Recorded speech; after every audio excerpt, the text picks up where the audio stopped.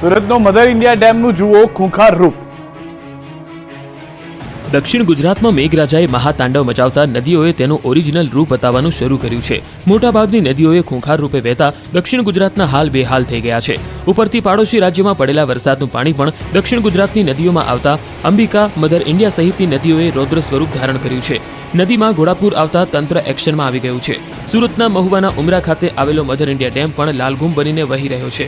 Dam 16 કળાએ ખીલ્યો। Dang જિલ્લામાં ભારે વરસાદને પગલે અંબિકા નદીમાં ઘોડાપૂર આવ્યું છે। અંબિકા નદીના કાંઠે આવેલા ગ્રામ્ય વિસ્તારના લોકોને સલામત સ્થળે ખસી જવા વહીવટી તંત્ર દ્વારા સૂચના આપવામાં આવી।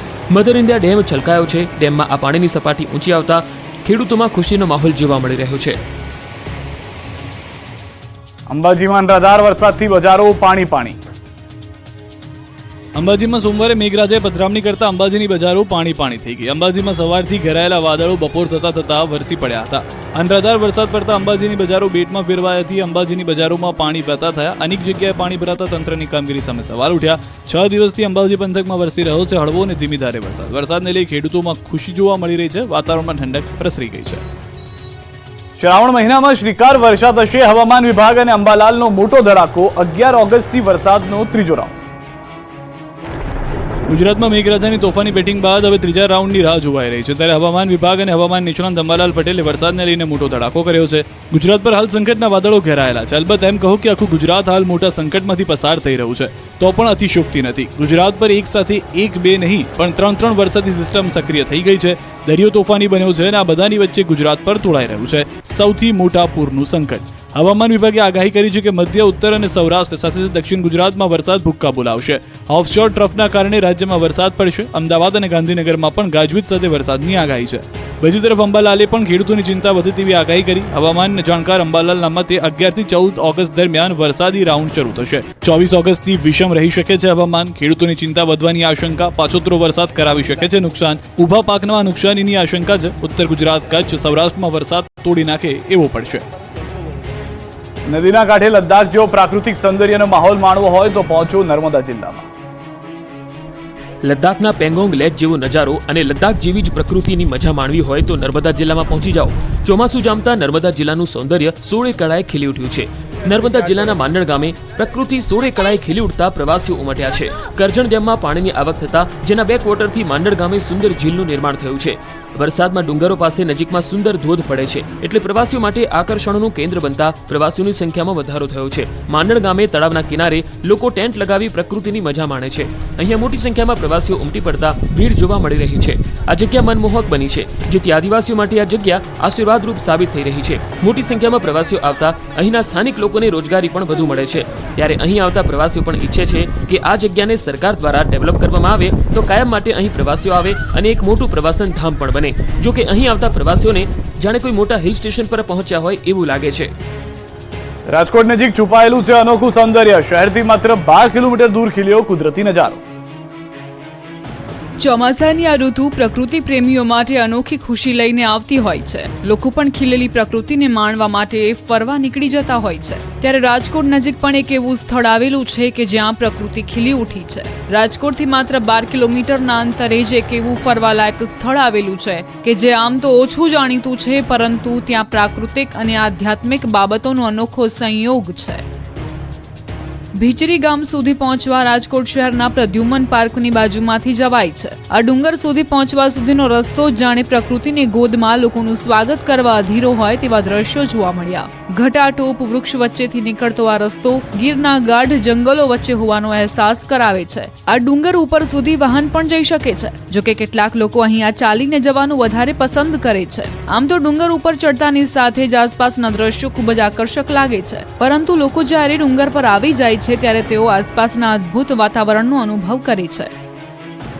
નાના નાના ડુંગરાઓ ઉપર આવેલું છે ભીચરી માતાનું મંદિર। આ મંદિર આધ્યાત્મિક તેમજ પ્રાકૃતિક રીતે અનોખું મહત્વ ધરાવે છે। આ ભીચરી માતાજીનું મંદિર ધાર્મિક રીતે પણ અનોખું મહત્વ ધરાવે છે। આ મંદિર એ વર્ષો જૂનું છે। આ મંદિરમાં ખાસ તો મીઠું ચડાવવાની માનતા લોકો રાખતા હોય છે। નર્મદા તંત્રએ કાર ધોવા ગોંડલમાં મૂક્યા ફુવારા। જો તમે ગોંડલમાં રહેતા હોય અને તમારા વાહનો ચોમાસામાં ગંદા થઈ ગયા હોય તો ગેલેક્સી પંપ નજીક પહોંચી જાઓ. અહીં નર્મદા વિભાગે કારની સફાઈ કરવા માટે જાણે ફુવારા મૂક્યા હોય તેવું લાગે છે. અહીંથી નીકળતા લોકો પોતાના વાહનોને રોકીને સફાઈ કરી લે છે, એ પણ મફતમાં. જી હા, થયું એવું કે ગોંડલમાં ગેલેક્સી પંપ નજીકથી નર્મદાની પાણીની લાઈન નીકળી રહી છે. આ પાઇપલાઇનમાં અચાનક ભંગાણ થતા 15 ફૂટ ફુવારા ઉડ્યા. લાખો લીટર પાણીનો વેડફાટ થયો. નેશનલ હાઈવે પર જાણે કોઈ કાર સાફ કરવાનું ઓટોમેટિક મશીન મૂક્યું હોય તે રીતે ફુવારા ઉડતા વાહન ચાલકોને મોજ પડી ગઈ. લોકો પોતાના વાહનોને રોકીને વાહનો સાફ કર્યા. આ તરફ શ્રાવણ માસના પ્રારંભે જ સોમનાથ મંદિર હર હર મહાદેવથી ગુંજ્યું. પાલખી યાત્રામાં સ્વયં મહાદેવ નગરચર્યાએ નીકળ્યા. પવિત્ર શ્રાવણ માસનો પ્રારંભ થયો છે. શિવ મંદિરો હર હર મહાદેવના નાદથી ગુંજી ઉઠ્યા છે. શિવજીને અતિ પ્રિય એવો પવિત્ર શ્રાવણ માસ શિવ ભક્તો માટે ખાસ માનવામાં આવે છે. ત્યારે શ્રાવણ માસના પ્રથમ સોમવારે પ્રથમ જ્યોતિર્લિંગ સોમનાથમાં ભાવિકોનું ઘોડાપુર ઉમટ્યું. વહેલી સવારે 4 વાગે મંદિરના દ્વાર ખુલતા જ લાંબી કતારોમાં ભાવિકો દર્શન માટે ઉમટી પડ્યા. ભક્તોના બમ બમ બોલેના નાદથી તીર્થધામ સોમનાથ ગુંજી ઉઠ્યું. સોમનાથ ટ્રસ્ટ તરફથી મહામૃત્યુંજય યજ્ઞ કરાયો. 30 દિવસના વિરત યજ્ઞ ચાલશે. શ્રાવણના પ્રથમ ધ્વજાનું પૂજન કરવામાં આવ્યું હતું. સોમનાથ મંદિરની પ્રણાલિકા અનુસાર સવારે સોમનાથ મહાદેવની પ્રતિકૃતિ સ્વરૂપે મંદિર પરિસરમાં પાલખી યાત્રા કાઢવામાં આવી.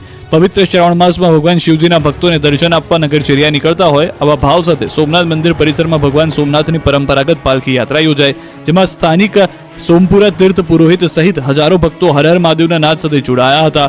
આ પાલખી યાત્રા શિવજીના મુખારવિંદ સાથે પરિસરમાં ફરી હતી ત્યારે જાણે સ્વયં મહાદેવ નગરચર્યાએ નીકળ્યા હોય તેવી અનુભૂતિ શિવભક્તોએ કરી હતી. શિવભક્તોના મહાપર્વનો પ્રારંભ સવારથી મંદિરો હર હર મહાદેવના નામથી ગુંજી ઉઠ્યા. દેવાધિદેવ મહાદેવનો શ્રાવણ મહિનાનો ભવ્યથી ભવ્ય પ્રારંભ થયો છે. શ્રાવણનો પ્રથમ દિવસ જ સોમવાર હોવાથી મહાદેવના મંદિરોમાં ભાવિકો ઉમટી પડ્યા. ત્યારે રાજકોટ જિલ્લાના ધોરાજી તાલુકાના પાચણવાવ ગામે ખાતે શ્રી ટપકેશ્વર મહાદેવનું મંદિર પણ ઉમટ્યા હતા ભક્તો. આ ટપકેશ્વર મહાદેવ મંદિરમાં 12 માસ અવિરત જળ ટપકતું હોવાથી શ્રી ટપકેશ્વર મહાદેવ તરીકે પ્રચલિત છે. શ્રી ટપકેશ્વર મહાદેવ મંદિર ખાતે ભાવિ ભક્તો પૂજા અર્ચના કરવા માટે ઉમટ્યા. આ તરફ પવિત્ર શ્રાવણ મહિનાના પહેલા દિવસે અમરનાથ ધામમાં 751 દીવાની આરતી કરવામાં આવી. અમદાવાદથી નીકળેલા કાવડયાત્રી ગાંધીનગરના અમરનાથ ધામમાં પહોંચ્યા હતા. બાબા બર્ફાનીના દર્શન માટે મોટી સંખ્યામાં ભક્તો ઉમટ્યા હતા. તો બરવાળા તાલુકાના ભીમનાથ ગામે નીલકા નદીના કાંઠે આવેલા 5000 વર્ષ પુરાનું પાંડવકાલીન ભીમનાથ મહાદેવ મંદિરે ભક્તો ઉમટ્યા. ભીમનાથ મહાદેવ મંદિર હર હર મહાદેવના નાદથી ગુંજી ઉઠ્યું. અરવલ્લી જિલ્લાના ભિલોડા પાસેથી હાથમતી અને ઇન્દ્રાસી નદી કિનારે આવેલું જૂના ભવનાથનું સ્વયંભૂ ભુવનેશ્વર મહાદેવ મંદિરે ભક્તોને ભક્તિમાં લીન કરી દીધા. અમદાવાદમાં સેટેલાઇટના બિલેશ્વર મહાદેવ મંદિરે શ્રદ્ધાળુ ઉમટ્યા. શ્રાવણ માસના પ્રારંભ સાથે શિવાલયોમાં ભક્તોની ભીડ જોવા મળી. નાગેશ્વર જ્યોતિર્લિંગ ખાતે ભક્તો દર્શને ઉમટ્યા. 12 જ્યોતિર્લિંગ પૈકીની એક જ્યોતિર્લિંગ નાગેશ્વર જ્યોતિર્લિંગ ખાતે ભક્તોનું ઘોડાપુર જોવા મળ્યું. નાગેશ્વર જ્યોતિર્લિંગ ખાતે ભક્તોએ પૂજા અર્ચના કરી ધન્યતા અનુભવી હતી. કષ્ટભંજન દેવને શ્રાવણ માસની શરૂઆતમાં કેદારનાથ અને શિવજીની પ્રતિકૃતિવાળા વાઘાનો શણગાર. શ્રાવણમાં શરૂ થતા જ સાળંગપુરમાં કષ્ટભંજન હનુમાનજી દાદાએ શિવજીનું રૂપ ધારણ કર્યું. સુપ્રસિદ્ધ યાત્રાધામ સાળંગપુરમાં કષ્ટભંજન દેવ હનુમાનજી મંદિર ખાતે દાદાને કેદારનાથ અને શિવજીની પ્રતિકૃતિવાળી વાઘા પહેરાવવામાં આવ્યા હતા. સોમવારે કષ્ટભંજન દેવ શિવજી અને કેદારનાથ મંદિરની પ્રતિકૃતિવાળાનો શણગાર આકર્ષણનું કેન્દ્ર બન્યો. સિંહાસન હિમાલયનો વિશેષ શણગાર કરાયો. શ્રાવણ મહિનાના પ્રારંભ સાથે આવનાર હરિભક્તો માટે હિંડોળાના દર્શન પણ ખુલ્લા મૂકવામાં આવ્યા. સાળંગપુર કષ્ટભંજન મંદિર પરિસરમાં આવેલા હરિમંદિરમાં અદ્ભુત શણગાર સાથે હિંડોળા દર્શનનું આયોજન કરવામાં આવ્યું છે. આવનાર હરિભક્તો ભગવાન ઘનશ્યામ મહારાજને દર્શન કરી હિંડોળે ઝુલાવી ધન્યતાની લાગણી અનુભવી રહ્યા છે. અહીં હાલ શ્રાવણ મહિના દરમિયાન આખો મહિનો